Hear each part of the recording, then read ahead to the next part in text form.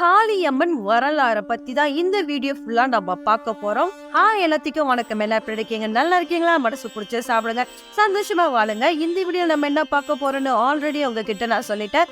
So வீடியோவை skip பண்ணாம end வரைக்கும் பாருங்க. என்னைக்காச்சும் நீங்க யோசிச்சிருக்கீங்களா, காளியம்மன் அவங்களோட நாக்குல ரத்தத்தோட, கையில எல்லாம் பயங்கரமா ரத்தத்தோட, ஏதோ ஒரு மண்ட ஓட்டெல்லாம் நிறைய அவங்க உடம்புல போட்டுக்கிட்டு, அப்புறம் தலைய வெட்டி தலைய மட்டும் கையில புடிச்சுக்கிட்டு சிவனை கீழே அவங்க பாதத்துல வச்சு அவங்க விதிச்சுக்கிட்டு இருக்கிறது, இதெல்லாம் ஏன் இவங்க ஆக்ரோஷமா இந்த மாதிரி இருக்காங்க அப்படின்னு என்னைக்காச்சும் யோசிச்சிருக்கீங்களா? மேலும் காளியம்மனை பத்தி நிறைய சுவாரஸ்யமான விஷயங்களை இந்த வீடியோ ஃபுல்லா நம்ம பார்க்க போறோம். முன்னொரு காலத்துல தரிகாசுரன் ஒருத்தர் பிரம்மனை நோக்கி கடும் தவம் செய்யறாரு. அவர் அந்த கடும் தவம் செஞ்சதை பார்த்து பிரம்மன் அவர்கிட்ட வந்து, உங்களுக்கு என்ன வரம் வேணும்னு சொல்லி கேக்குறாங்க. உடனே இவர் என்ன பண்றாருன்னா, எனக்கு சாகா வரம் வேணும்னு சொல்லி கேக்குறாங்க. அதுக்கு பிரம்மன் சொல்றாரு, இந்த உலகத்துல பிறந்த எல்லாருமே ஒரு நாள் இருந்துதான் ஆகணும். ஸோ அது முடியாது, நீ வேற ஏதாவது கேளு அப்படின்னு சொல்லி கேட்டானே. அவர் உடனே நல்லா கொஞ்ச நேரம் யோசிச்சுட்டு ஒரு பயங்கரமான வரம் கேட்கிறாரு. என்ன வரம் பார்த்தீங்கன்னா, எனக்கு வந்து சாவு வந்துச்சுன்னா 16 வயசு வரைக்கும் ஒரு பெண்ணு ஒரு ஆண் முகத்துல முழிக்காம இருக்கிறவங்க அவங்க கிட்ட மூலியமா மட்டும்தான் எனக்கு சாவு வரணும் அப்படின்னு சொல்லி ஒரு வரத்தை கேட்கிறாரு. ஸோ அதை கேட்டு நம்ம பிரம்மாவும் ஓகேன்னு சொல்லி கொடுத்துட்டாரு அந்த வரத்தை. இந்த வரத்தை பெற்ற தரிகாசுரன் வந்து ரொம்ப சந்தோஷமா இருந்தாரு. இந்த தரிகாசுரன் அவர் வேண்டிய வரம் கிடைச்சதுனால ரொம்ப கர்வமா ஆகி அவர் என்ன பண்ணாருன்னா, அவருக்குன்னு ஒரு சாம்ராஜ்யத்தை உருவாக்கிட்டு மனிதர்களையும் தேவர்களையும் போட்டு கொடுமைப்படுத்தி வந்துட்டு இருக்காரு. இந்த உலகத்துல ஆண்களோட கண் படாம எந்த பெண்களும் இருக்க முடியாது. சோ அதனால எனக்கு அழிவே கிடையாது. சோ சிவனை விட நான் தான் பெரிய கடவுள், இந்த உலகத்துல நான் தான் கடவுளா இருக்கணும் அப்படின்னு சொல்லி தேவர்களையும் மனிதர்களையும் வற்புறுத்தி அவங்க வணங்க சொல்லி கொடுமைப்படுத்திக்கிட்டு வந்திருக்காரு. ஒரு கட்டத்துக்கு மேல இவரோட டார்ச்சரை தாங்க முடியாத தேவர்கள் என்ன பண்றாங்கன்னா, சிவபெருமானை நோக்கி அவர்கிட்ட போய் சொல்றாங்க. இதுக்கு உடனே சிவன் என்ன சொல்றாருன்னா, அவங்க பார்வதி தேவி கிட்ட சொல்றாங்க, நீ ஒரு அதிசய குழந்தையாக குறிஞ்சி காட்டுக்குள்ள யாருமே வர முடியாத ஒரு காட்டுக்குள்ள நீ போய் பிறந்து அங்க நீ இந்த மாதிரி பிரம்ம ராட்சசி அவங்க கிட்டதான் நீ வளரணும் அப்படின்னு சொல்லி சொல்றாரு. அதுக்கப்புறம் 16 வயசு ஆனதுக்கு அப்புறமா உன்னை நானே வந்து திருமணம் பண்ணிக்கிறேன் அப்படின்னு சொல்லி சொல்றாரு.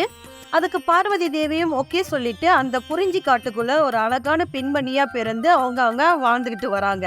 16 வருஷம் ஆனதுக்கு அப்புறமா அவங்க சிவன் காண்டி வெயிட் பண்ணிட்டு இருக்காங்க. அப்போதுதான் சிவபெருமான் அவரோட திருவிளையாட ஆரம்பிக்கிறாரு. சிவபெருமான் நாரத முனிவரை கூட்டு அவர்கிட்ட சொல்றாரு, குறிஞ்சி காட்டுக்குள்ள ஒரு பெண்மணி இருக்காங்க, அவங்களதான் நான் திருமணம் செஞ்சுக்க போறேன் அப்படின்ற விஷயத்த வந்து தரகேஸ்வரன் கிட்ட போய் சொல்லுங்க அப்படின்னு சொல்லி சொல்றாரு. சிவன் சொன்னதை அப்படியே போயிட்டு இந்த நாரதர் வந்து போய் சொல்லிட்டாரு தரிகாசுரன் கிட்ட, இந்த மாதிரி சிவன் கல்யாணம் பண்ண போறாரு அப்படின்ட்டு. சிவபெருமானை எப்படியாவது கொல்லணும், அந்த பெண்மணியை நான் தான் திருமணம் செஞ்சுக்கணும் அப்படின்ட்டு இவரு தனக்குள்ள ஆசையை வளர்த்துக்கிட்டு குறிஞ்சி காட்டுக்குள்ள சிவபெருமான் போற மண்ணுக்கு இவரு அந்த காட்டுக்குள்ள போறாரு.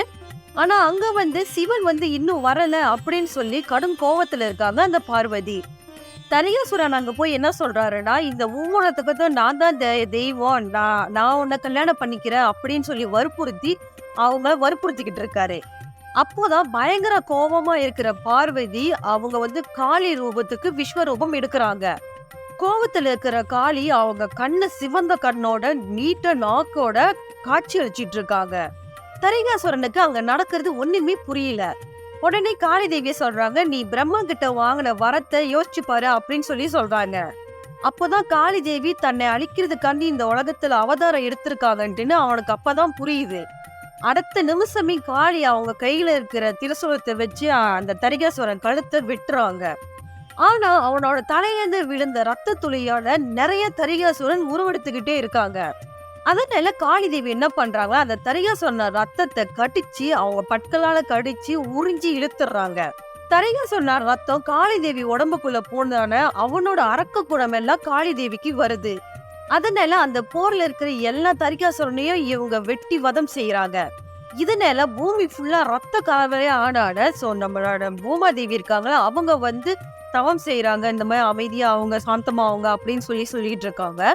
அந்த டைம்ல விஷ்ணு, பிரம்மா இவங்க எல்லாமே வந்து அவங்களோட கோவத்தை தணிக்கிறதுக்காண்டி என்ன செய்ய முடியுமோ அந்த விஷயத்தெல்லாம் செஞ்சு பாக்குறாங்க. ஆனா அவங்க யாருனாலயும் அவங்களோட கோவத்தை கட்டுப்படுத்த முடியல. லாஸ்டா இவங்க என்ன பண்றாங்க, சிவன் கிட்ட போயிட்டு காளி தேவி இப்படி நடந்துக்கிறாங்க, இந்த இடம்லாம் ரொம்ப இதா இருக்கு, அதனால நிறைய விளைவுகள் வருதா அப்படின்னு சொல்லி சிவன் கிட்ட சொல்லி சிவனை கூட்டிட்டு வராங்க. அங்க இருக்கிற அரக்கர்கள் எல்லாத்தையும் கொண்டு அவங்க கை காலை வெட்டி அவங்க மாலையா போட்டு, அப்புறம் மண்டவோட எல்லாம் அவங்க மாலையா போட்டுட்டு, தரிகாசுரனோட தலைய கையில ஏந்தியும் திருசூலத்தை மற்றொரு கையில அவங்க புடிச்சுக்கிட்டு, நாக்குல ரத்தம் சொட்ட சொட்ட உழுந்துகிட்டு தாண்டவம் ஆடிக்கிட்டு இருக்கிற காளி தேவி காலில போயிட்டு சிவன் போய் படுத்துக்கிறாரு. அப்போ சிவனோட நெஞ்சில போய் காலை வைக்கிறாங்க காளி தேவி. அப்போதான் காளி தேவிக்கு தெரியுது அவங்க சிவன் மேல காலை வச்சிருக்காங்க, தன்னோட கணவன் மேல காலை வச்சிருக்கோம் அப்படின்னு அவங்களுக்கு தெரிஞ்சு, அதுக்கப்புறமா தான் அவங்க பார்வதி அவங்களுக்கு புரிஞ்சு அவங்க பழைய நிலைமைக்கு சிவன் கூட சேர்றாங்க. இதனாலதான் நம்ம வழிபடுற காளி தேவியோட சில படங்கள்ல சிவன் காளி தேவியோட பாதத்துல படுத்திருக்கிற மாதிரி நம்ம பிக்சரை பார்க்க முடியுது. அது மட்டும் இல்லாம மாந்திரிகத்துக்காக வணங்கப்படுற தெய்வமாகவும், அப்புறம் போருக்கு ஏதாவது போட்டிகளுக்கு நம்ம செல்வதற்கு நம்ம காளி தேவிய வணங்குறாங்க. இப்போ போட்டிக்கு செல்ற முன்னுக்கு நம்ம காளி தேவியை வணங்கிட்டு போனோமா நமக்கு வெற்றி கிடைக்கும் அப்படின்னு சொல்றாங்க. ஆண்கள் வீரத்துக்கு ஈக்குவலாக பெண்களும் இருப்பாங்க அப்படின்னு சொல்லி இந்த காளி தேவி இருக்காங்க. காளியம்மன், மயான காளி, காட்டேரி இப்படின்னு நம்ம வழிபட்டு வருகிறோம். வேண்டினவங்க நல்லவங்களும் தீயவங்களும் அவங்க வேண்டத கொடுக்கும் தெய்வமாகவும், மனதுல தைரியத்தையும் வீரத்தையும் வணங்கிக்கிட்டு வராங்க இந்த காளி தேவி. சிவபெருமான் காளி தேவி பாதத்துல படுத்திருக்கிறது என்னத்தை குறிக்குதுன்னா, ஆணும் பெண்ணும் சமம் என்பதை குறிக்குது. இதனாலதான் சிவனும் பார்வதியும் ஒண்ணுன்னு நம்ம அர்த்தநாதீஸ்வரனை காணப்படுது. இந்த வீடியோ உங்களுக்கு பிடிச்சிருக்கா? அப்ப மறக்காம கீழே கமெண்ட் பண்ணுங்க, ஒரு லைக் பட்டனை தட்டி விட்டுடுங்க. அப்புறம் காளி தேவி யாரெல்லாம் வணங்குறாங்களோ அவங்களுக்கு இந்த வீடியோ மறக்காம ஷேர் பண்ணுங்க. இது வரைக்கும் என் சேனலை பார்த்து சப்ஸ்கிரைப் பண்ண உங்க எல்லாத்துக்குமே ரொம்ப ரொம்ப ரொம்ப நன்றி. அப்ப சப்ஸ்கிரைப் பண்ணாமலே பார்த்துட்டு இருக்கீங்க, மறக்காம ஒரு சப்ஸ்கிரைப் பண்ண தட்டி விட்டுருங்க. அப்பதான் நான் மேலும் மேலும் போடுற வீடியோஸ் எல்லாம் உங்களுக்கு சேரும். அது மட்டும் இல்லாமல் எனக்கு அடுத்த வீடியோ புதிய விஷயங்களை உங்ககிட்ட சேர்க்கறதுக்கு ஒரு எனர்ஜியா இருக்கும். ஸோ அதனால தான் அவங்க சப்ஸ்கிரைப் பண்ண சொல்றேன். ஸோ அடுத்த வீடியோல உங்களை சந்தோஷமா இன்னொரு வீடியோல உங்களை சந்திக்கிறேன். அது வரைக்கும் உங்க திவ்யா.